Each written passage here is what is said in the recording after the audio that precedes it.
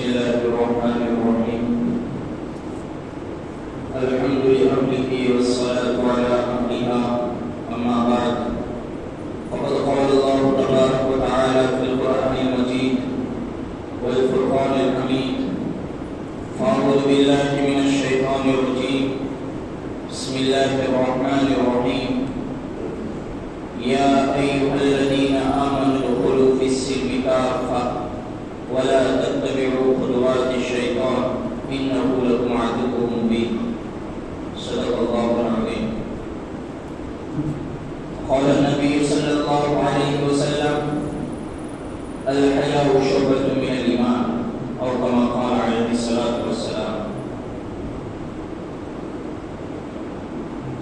اللہ تبارک و تعالیٰ اس آیت کریمہ میں فرماتے ہیں اے ایمان والو اسلام میں داخل ہو جاؤ.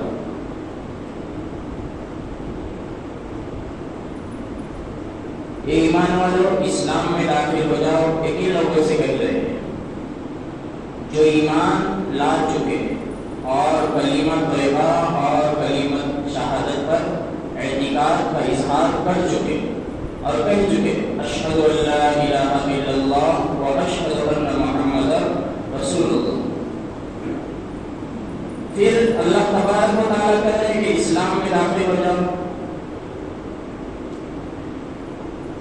تو سوچنے کی بات یہ ہے کہ انسان سوچتا ہے جب ایمان لا چکے اور اسلام میں داخل ہونے کے لیے کہا جا رہا ہے تو اس سے کیا مراد ہے؟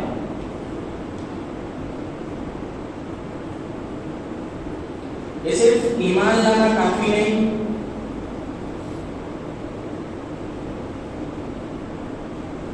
اسلام میں داخل ہونے کے لیے کہا جا رہا ہے. اسلام عربی زبان کا ایک لفظ ہے جس کے معنی ہے اپنے آپ کو کسی کے آگے جھکا دینا.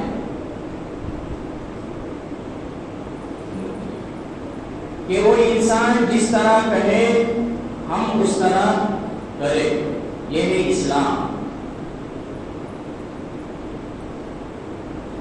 کہ انسان ایمان تو لا چکا ہے کہ اس سے سمجھ میں آتا ہے ایمان ایک الگ چیز ہے اور اسلام ایک الگ چیز ہے.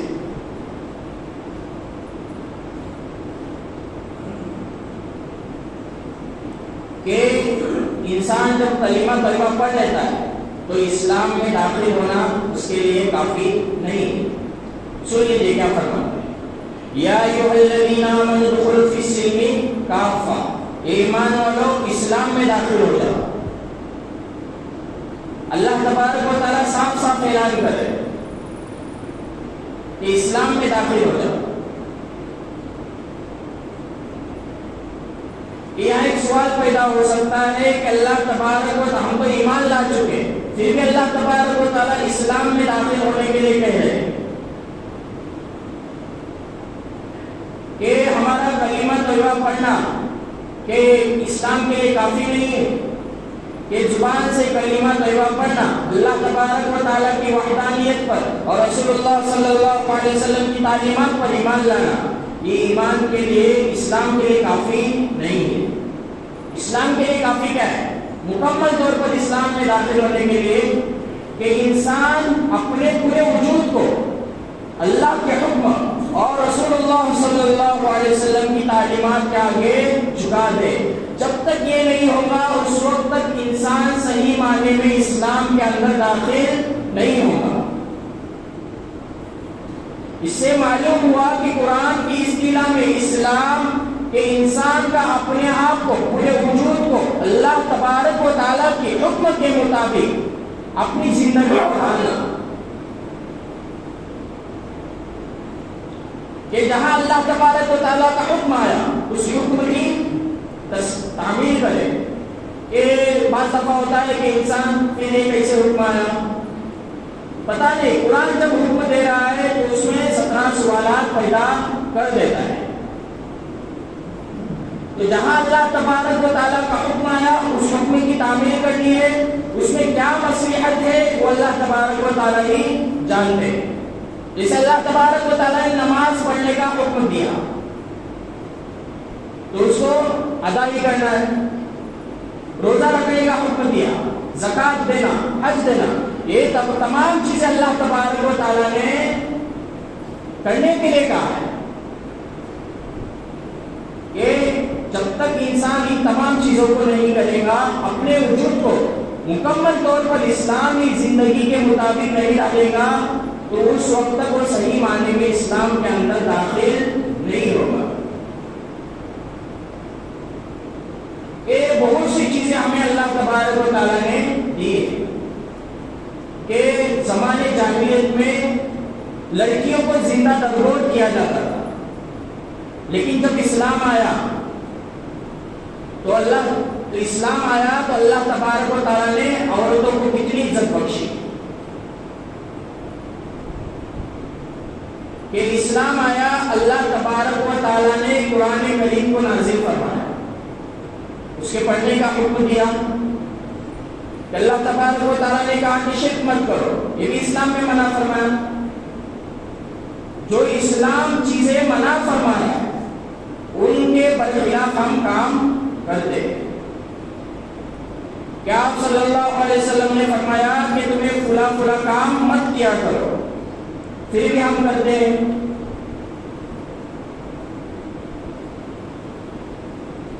تو ہمیں سوچنا چاہیے کہ اللہ تبارک و تعالیٰ نے ہمیں اسلام دیا تو ہم اس کے مطابق کس طرح زندگی گزار رہے ہیں۔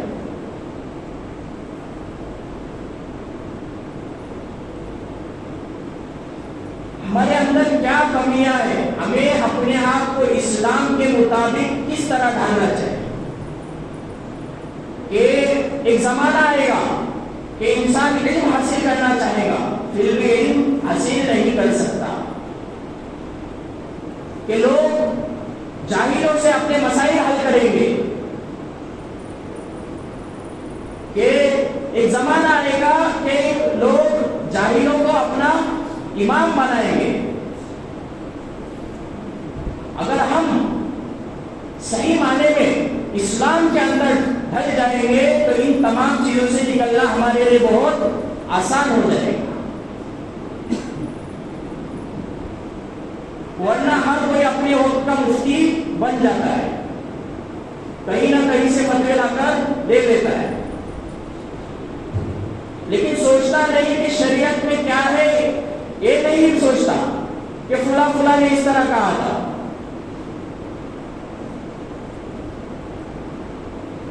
اس لیے ابھی تک ہمارے پاس موقع ہے کہ اللہ تبارک و تعالیٰ نے ہر چیز کو ہمارے لیے ہموار کیا ہے، کہ انسان کے پاس زبان ہے تو زبان کے ذریعے سے انسان سب کچھ کر سکتا ہے، کہ رسول اللہ صلی اللہ علیہ وسلم نے فرمایا جس کے زبان اور ہاتھ سے کوئی دوسرا مسلمان محفوظ نہ ہو وہ انسان جنت میں داخل نہیں ہوگا، کہ اسلام کہتا ہے کسی کا حق مت مارو، ہم حق مار لیتے ہیں، کسی کو گالی مت دو، ہم وہ بھی کر لیتے ہیں، کسی کو برا بھلا مت کہو، کسی کی غیبت مت کرو، پھر بھی ہم کرتے ہیں، کہ یہی سکھا رہا ہمیں اسلام۔ صحابہ نے کس طرح اس اسلام کے خاطر قربانیاں دی، دین کے خاطر کس طرح قربانیاں دی، ہم بار بار سنتے ہیں کہ آپ صلی اللہ علیہ وسلم پر پتھر مارے گئے، پھر بھی آپ صلی اللہ علیہ وسلم نے تمام چیزیں برداشت کی، لیکن اس دین کو مٹانا برداشت نہیں کیا۔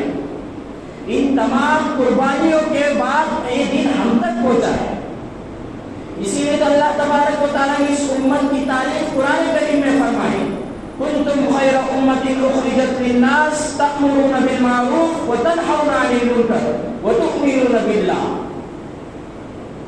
کہ تم بہترین امت ہو، لوگوں کے رفع رسانی کے لیے نکالی گئی ہو، تم بھلائیوں کا حکم دیتی ہو اور برائیوں سے روکتی ہو۔ ان برائیوں سے رکنا کب ہوگا؟ جب ہم خود بچیں گے۔ گھر کا ماحول کس طرح بنتا ہے؟ اگر ہم اپنے اولاد کی صحیح تربیت کریں گے، اگر ماں باپ نے علم حاصل کیا ہوگا تو اپنے اولاد کی صحیح تربیت کر سکیں گے، اگر ماں باپ نماز پڑھتے ہیں تو اس کا اثر بچوں پر پڑتا ہے، اگر ماں باپ کی نماز نہ پڑھتے ہو تو بچوں پر اثر کہاں سے پڑے گا؟ کہاوت ہے نا، جیسی کرنی ویسی بھرنی۔ یہ نبی کریم صلی اللہ علیہ وسلم نے فرمایا گناہ سے نفرت کرو، گنہگار سے نفرت مت کرو۔ مثلا کوئی شخص شراب پی رہا ہے تو اس شرابی سے نفرت مت کرو، وہ جو چیز کر رہا ہے نا اس چیز سے نفرت کرو۔ کہ اسلام میں کہا گیا جوا کھیلنا حرام ہے، ہم جوا بھی کھیل لیتے، سٹے بازی کرتے، اسلام کہتا ہے شراب مت پیو، ہم شراب بھی پیتے، نشہ مت کرو، نشہ اور چیزیں بھی ہم کر رہے۔ ان تمام تعلیمات اسلام دے رہا ہے، اس کے باوجود ہم لینے کے لیے تیار نہیں ہیں۔ کیا ہو گیا آخر ہم کیوں نہیں اسلامی طور طریقے پر اپنی زندگیوں کو گزار رہے؟ ہمارے اندر کیا آخر خامیاں ہیں؟ سب سے بڑی خامیاں یہ ہے کہ موجودہ دور میں سب سے پہلے والدین کی تربیت کرنے کی سخت ضرورت ہے۔ اگر والدین اپنے اولاد کی تربیت نہ کر سکے تو اولاد ہمیں جہنم کا راستہ بتائیں گے۔